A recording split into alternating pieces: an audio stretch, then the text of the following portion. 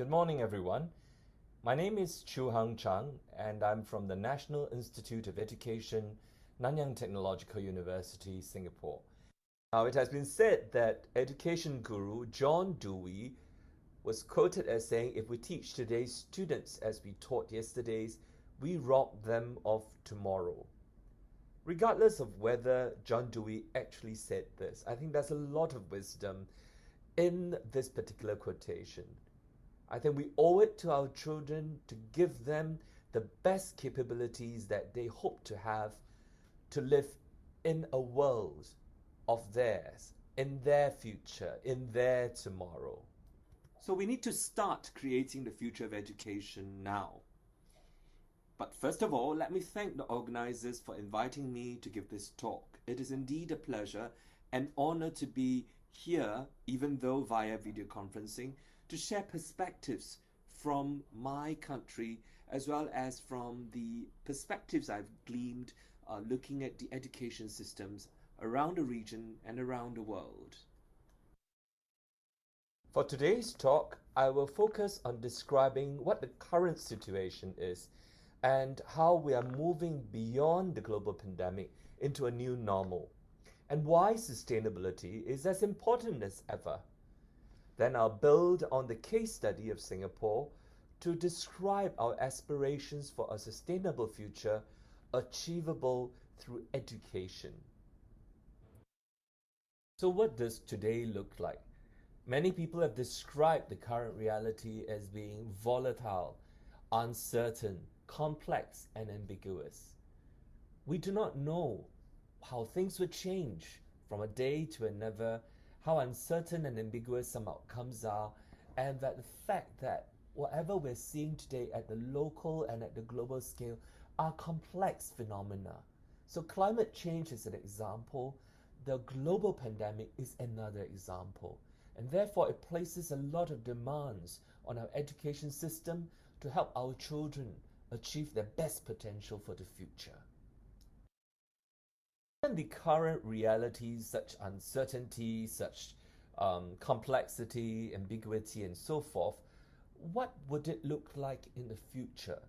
And I suggest that we take a step back and look at the past. Now, if people are able to forecast what's going to happen in 10 years, what would our next 10 years look like? So let's look back at 2010, right? Some 11 years ago.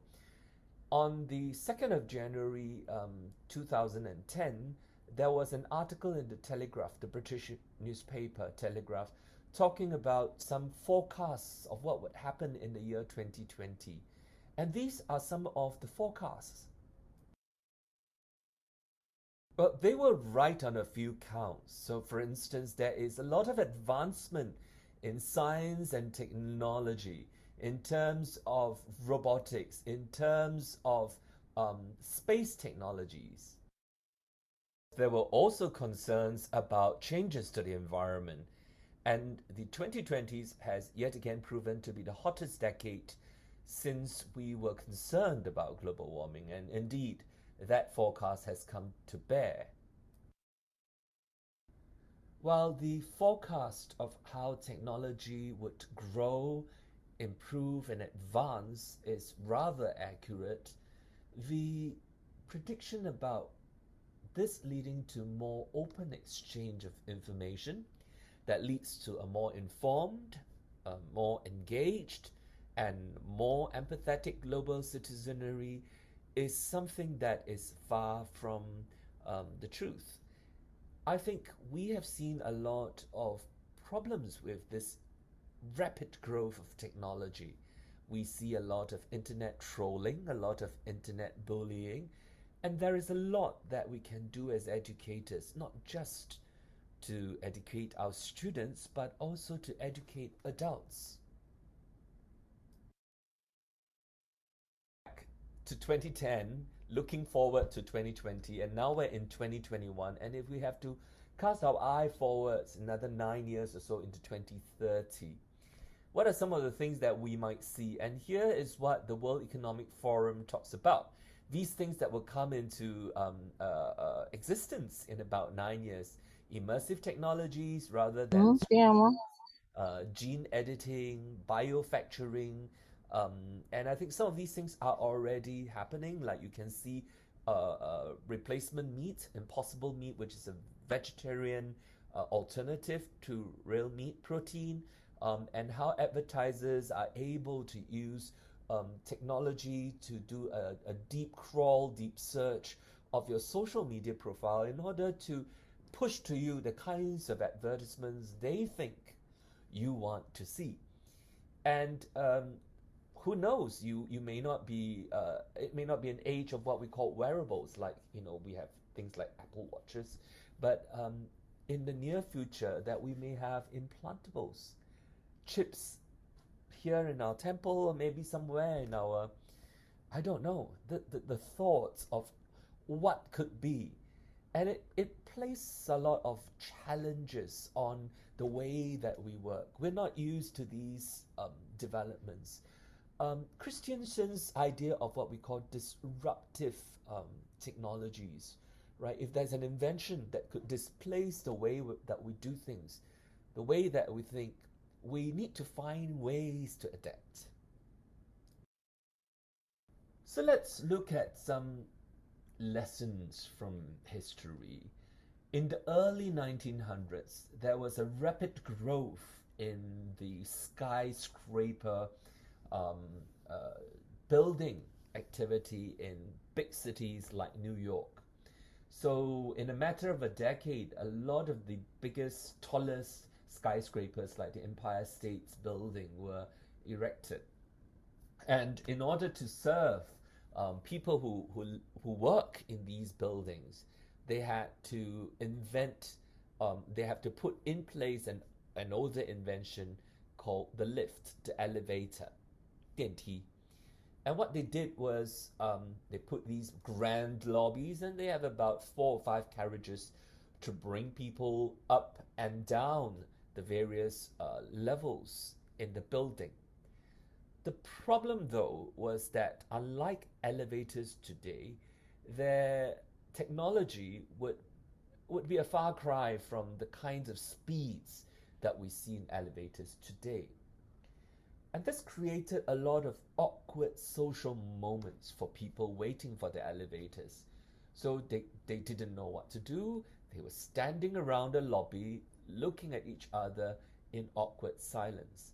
So one of the things they did, and the adaptation therefore, was to install mirrors in the lobby. So if you go to these older skyscrapers and even modern skyscrapers, you would see a lot of reflective surfaces.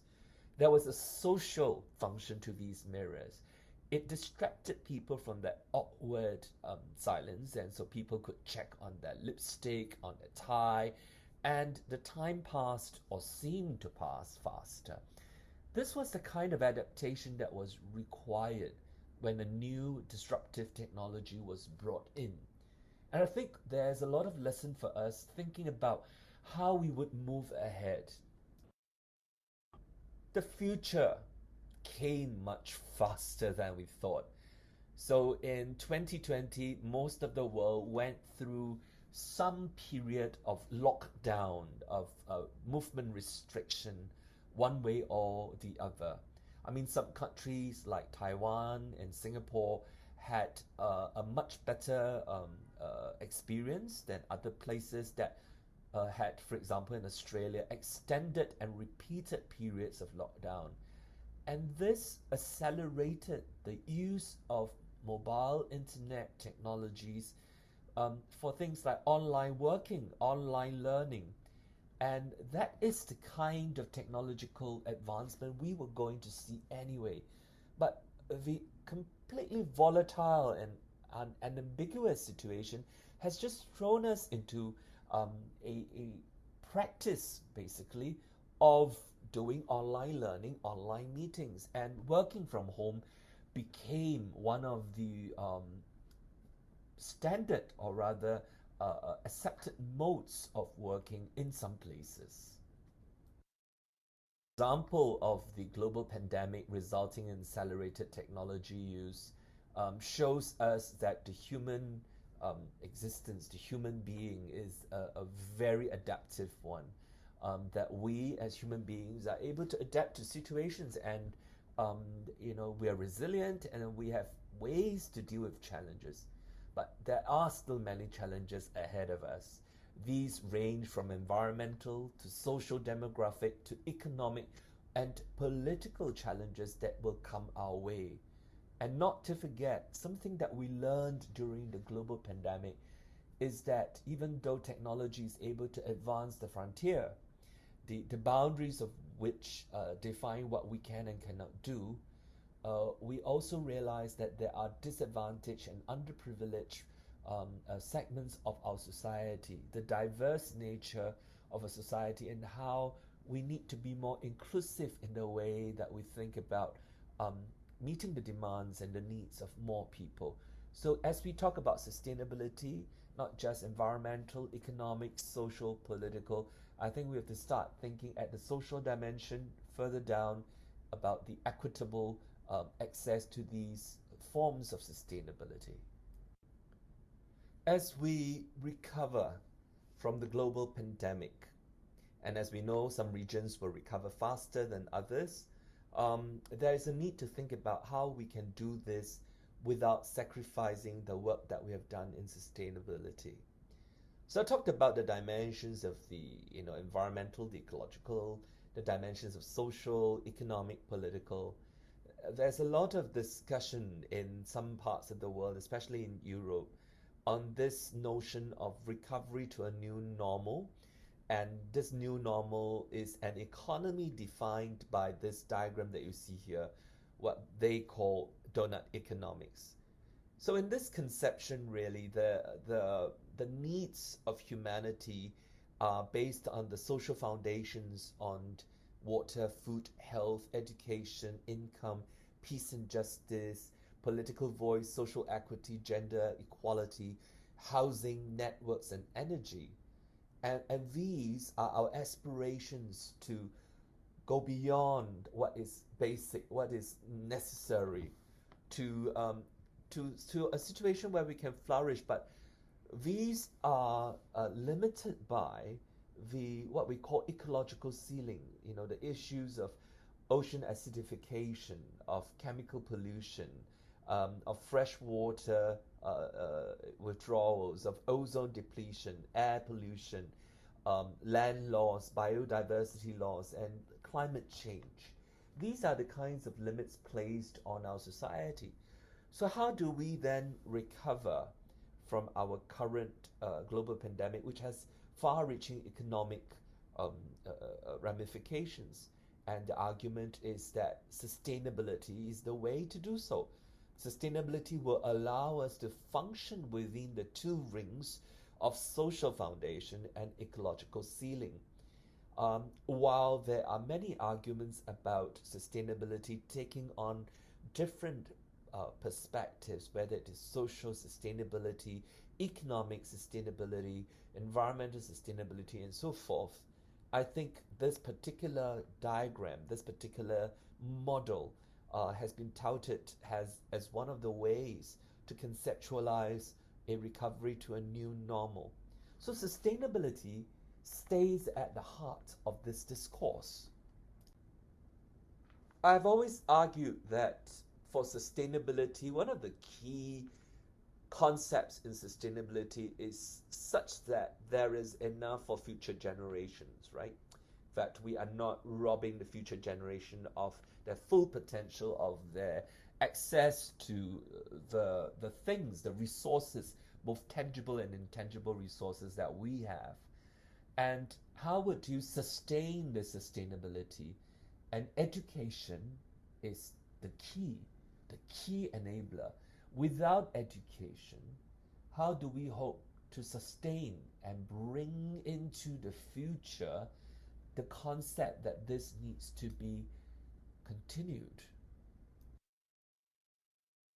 The United Nations has designated the decade prior to 2015 as the DESD, or the Decade for Education for Sustainable Development. And through the iterations and subsequently the announcements of the seventh 17 Sustainable Development Goals, there is an aspiration that by 2030 that learners will acquire knowledge and skills that are needed to promote sustainable development, and that we are able to then influence their sustainable lifestyles. We're able to address issues in human rights, gender equality, promote peace, culture, promote global citizenship, and allow our children to appreciate cultural diversity and the importance of culture's contribution to sustainable development.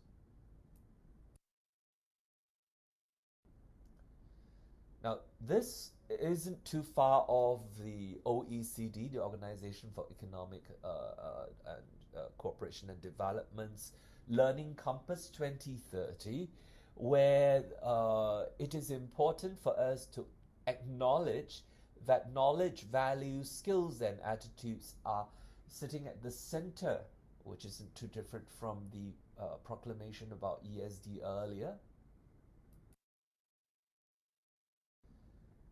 And this is really based on when students have the agency in their learning, they're more likely to have learned how to learn. And this is an important skill that they can use throughout their lives. So you can see that the aspirations for education as a key enabler for sustainability is through not just imbuing knowledge, but also developing in children a set of skills, the attitudes, and the ability to take action for the lives that is so important.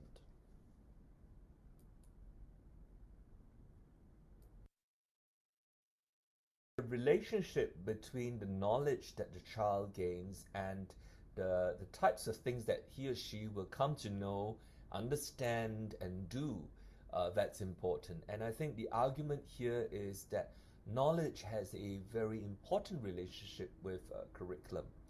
A child in a future-ready curriculum should engage the information that he or she encounters within the contextual understanding of school knowledge and to be able to ask critical questions that will develop deeper understanding of an issue. So that's exactly the kinds of disposition we want to see in our children, in as far as education for sustainable development is concerned. Education shouldn't just be teaching our students how to survive. Nobel laureate for economics Amartya Sen once talked about, or this is really his notion of capabilities, how individuals' capability of achieving the lives, the kind of lives they have reason to value. And the capability is to be able to live a good life defined in terms of the beings and doings, um, of good health, having loving relationships, and others to which they have access to. And I would like to argue capabilities are not just functional, but they allow the individual to flourish and to do and to know beyond that which the person can do or know right now. So when pressed, Amartya Sen once give an example like literacy. That's extremely important as a capability to enable children to do better and to function better in future. So education provides children with knowledge, skills, and understanding so that they can function in society, and these functionalities will empower them with capabilities to go beyond functioning to flourishing. And this is especially important in the 21st century world that we've described as volatile, uncertain, complex, and ambiguous. And these are indeed challenges to sustainability because the changes to environment and society are of volume, velocity, and variability that has been unseen before.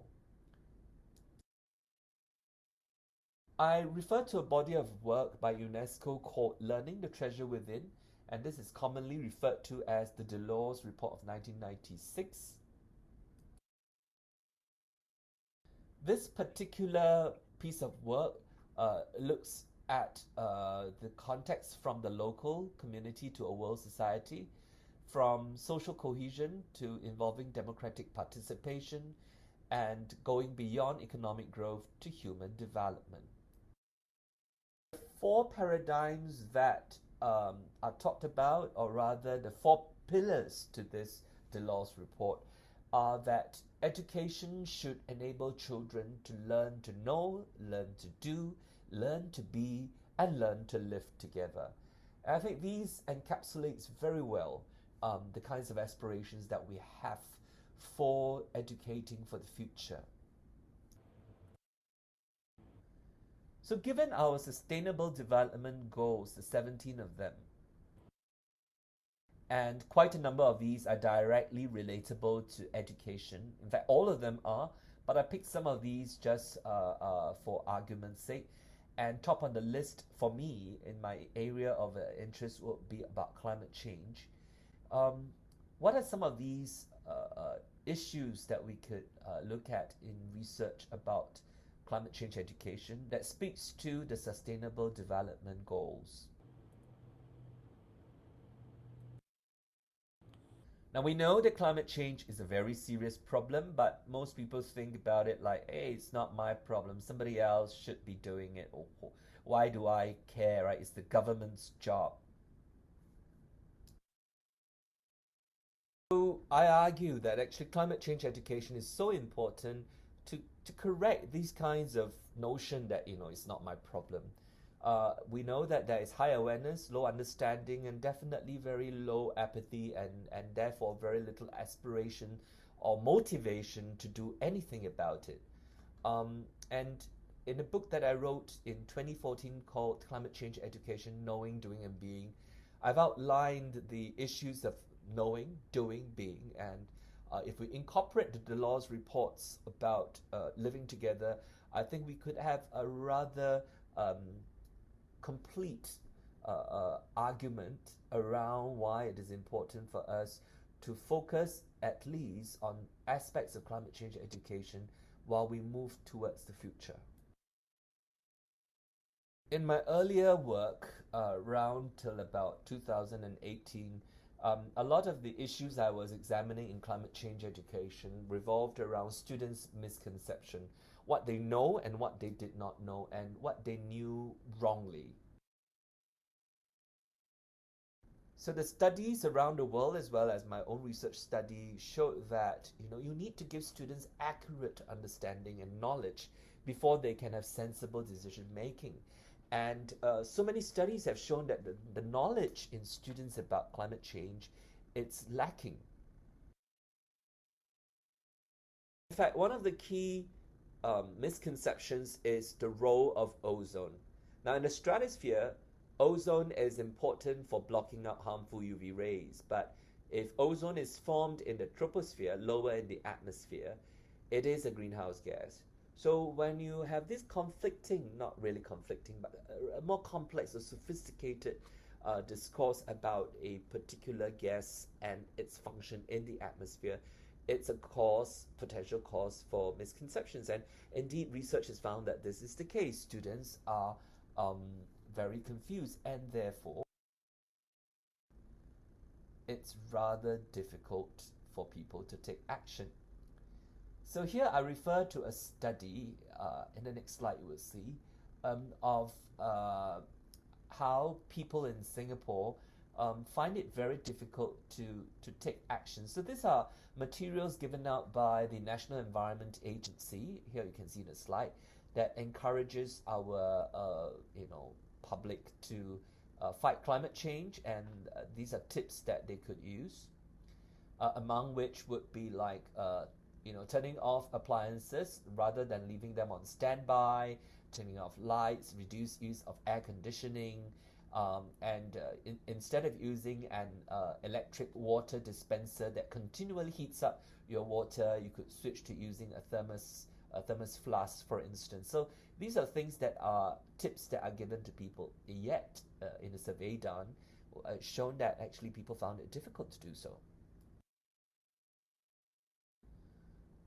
And as a result, my doctoral student did a study in which he went around to 173 households, and these households are divided into two groups, control and experimental. And for one group, he basically went with just the materials that you saw in the slides before, and the other group, he gave them an opportunity to clarify any misunderstanding. And the results are promising. In fact, it shows that there's an average savings of about $5.60, or about 28.7 kilowatt, and translated to an estimated saving of about 36 gigawatts of energy per month, for the group that had the opportunity to clarify their understanding, right? That notion that they needed to understand in order to do something. Interestingly, we also wanted to see if this has got anything to do with the knowledge, and this is what we found, of course, that there was an increase in knowledge, and also the increase in understanding of what they need to do, and therefore it's translated into the savings in electricity. However, we went back and asked the questions. Can you make a difference? And will it change your life, the quality of life, if you're more climate conscious? And it's very telling that through this activity that allowed them to explore their own understanding before they make decisions about what they do, you can see that in the experimental group, right, that they all, after the post-test, showed that, yes, there is something that we can do and we should change. But in the control group that didn't have a chance for them to correct the misunderstanding, essentially they were not so keen. In fact, there was a decrease in the number of people who feel that they could do something about their lives.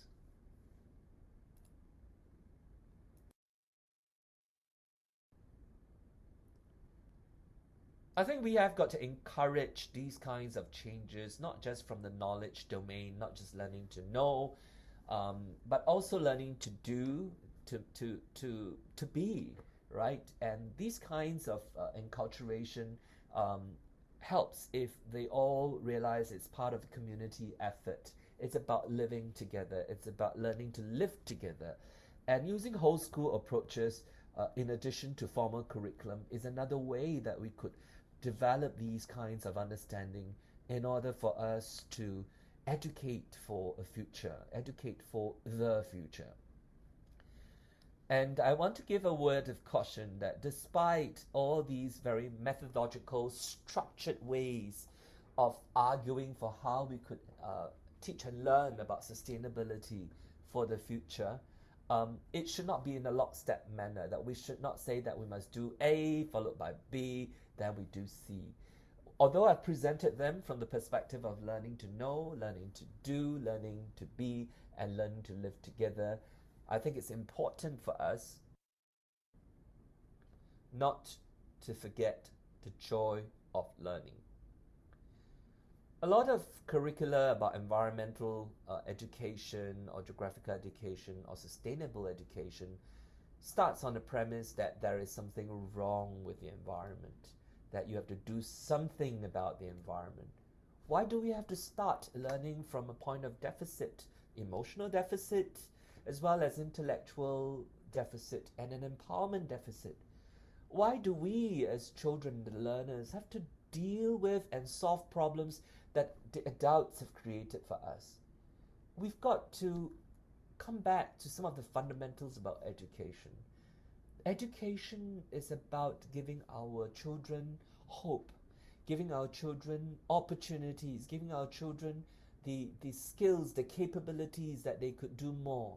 In fact, we hope that human society would evolve, would improve, would get better, not go backwards, right? Now, we all believe in that to begin with. Then why should we start our curriculum with something is wrong, we've got to fix it? We could start with the world is beautiful. Our planet is unique. There is a lot that we can inherit. Let us look at what these beauties are and how we could continue to enjoy these beautiful things, or all these inheritance that's given to us by our planet. And along the way, yes, there will be challenges, there are problems, and we will solve them. But the premise is that this is the earth that I live in, and I love this planet, and that's my home. So that's how we imbue this sense of why I want to learn about the environment, why I want to learn about sustainable development, because it gives me joy to know that it is indeed something that I enjoy. I don't want to learn because I'm scared. I don't want to learn because I think that something is wrong and I got to fix it. I think that the innateness, the motivation driving learning must be clear, and we owe it to our children to make that happen. On that note, I'd like to thank everyone for your attention. I wish you a fruitful and productive conference ahead. Good day.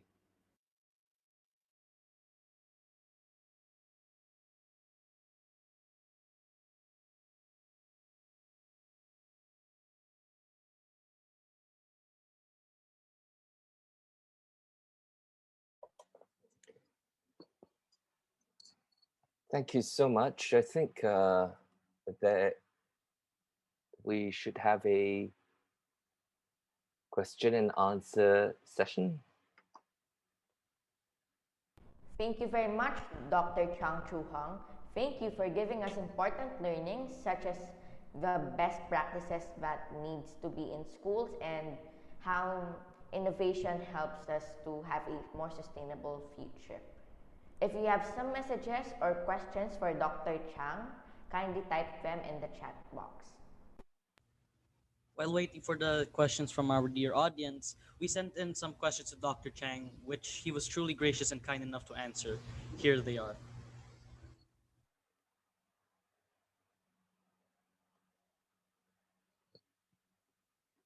So there have been some questions raised by students and teachers, and I would like to use this opportunity to try and answer them. The first question: given the looming catastrophes that climate change will bring us and the majority of people who ignore experts' warning, is there still hope for humankind to change this path towards the sixth mass extinction? And what could schools specifically do to change this course? Now, awareness about the topic is certainly not lacking, but the discourses about climate change can be complex, and the general public may find it difficult to make sense of the barrage of information and the mixed perspectives from different stakeholders. Education plays a crucial role in ensuring that people get the right information that will help them make changes to their lifestyles. And education starts in schools. So, school curricula should certainly not shy away from these discourses. The second question is: what is the best way to influence, engage, and educate people about sustainability? I think that it is important for people to find meaning to why they need to do certain things. While it is easy to provide information about the topic of sustainability, there must be a deliberate attempt to let people internalize and reflect on what this means for their lives. Now, in my presentation, I have shared the findings from a research project about how households who had the chance to raise questions, clarify, and discuss the conservation measures introduced were more likely to change their actual energy consumption behavior. So, active engagement is therefore crucial to influence, engage, and educate people about sustainability. Now, the third question: would it be possible for us to influence the entire world to live sustainably? If so, how can we do it? Well, this is indeed a very aspirational question. There is hope for humanity when global citizens like us ask such questions. Well, it might take some time and maybe even some generations, but what we're doing through education will have far reaching effects. We start by influencing those around us, and in turn, the circle of influence will expand, and hopefully and eventually, we will be able to reach far beyond our shores. So we start, and we need to start from the people around us first. Now, I hope that helps clarify some of the things that you have, and I tried to answer some of the questions that were raised. But feel free to email me through the organizers if you have any other questions. I'll be happy to take them. So once again, wishing you a productive and enjoyable conference ahead.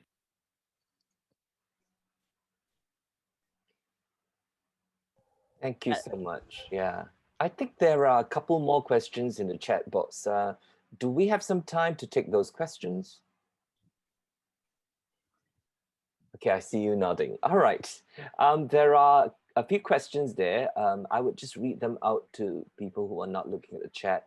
One is, while it's aspirational to talk about sustainability and education is key, some countries like developing nations like Philippines are still trying to incorporate um, the mindset in the populace because it is the need for daily survival, daily grind, especially for the financially challenged sectors of society. And for them, satisfying basic needs comes first at the expense of sustainability. How do we emphasize the importance of sustainability in developing nations if basic needs of societies have not yet been satisfied? So there is elaboration. For example, climate change advocates are lobbying for banning the use of coal-based power plants, but the government has argued that it cannot afford green energy resources to address the issues of power consumption needs, and that developed nations should understand this context because they too went through what the developing nations have gone through. I would like to suggest that the question you raised is a very real question and that it has impact across different contexts. And I think the key word here is context. And you've rightly pointed out that not all nations will respond to sustainability in the same way. In climate change discourses, for example, there is a huge difference between what we call adaptation and mitigation, right? Adapting to climate change refers to having strategies and policies that allow you to deal with the impacts of climate change, while mitigation requires you to change certain aspects of your economy, of your society, so as to reduce some of the carbon emissions and to mitigate the impacts that could come with climate change. And I would suggest that education for sustainability need not always call for all to do the same. In fact, it is about building resilience. It is about building a capability to manage vulnerabilities that is equally important. It doesn't mean everyone have to switch to green energy sources, but switching to green and energy sources where possible. But it also doesn't mean that we don't have to educate our future generations, our children, that the earth, like I said in my presentation, the earth is beautiful. It has a lot of resources to offer us, but we should also learn how to be good custodians of whatever we're given. So I think the context is important. Different countries may need to adopt different strategies, but at the end of the day, we cannot run away from building the knowledge base and the understanding of what it means to live sustainably. All right, so that is the question that was raised by Richard. I hope I answered your question. The second one is, how do you get the masses, the economically challenged sectors, to embrace sustainability when the priority is to put food on the table on a daily basis? I think it is in the same vein, the same question, and I hope that that kind of helped answer the question. There are a couple more. I do think that I'm not sure if I have the time to do that. Can I have a hint from the organizers? Thank you so Yes. much, Dr. Chang, for answering those questions. Thank you as well to the participants who shared their questions.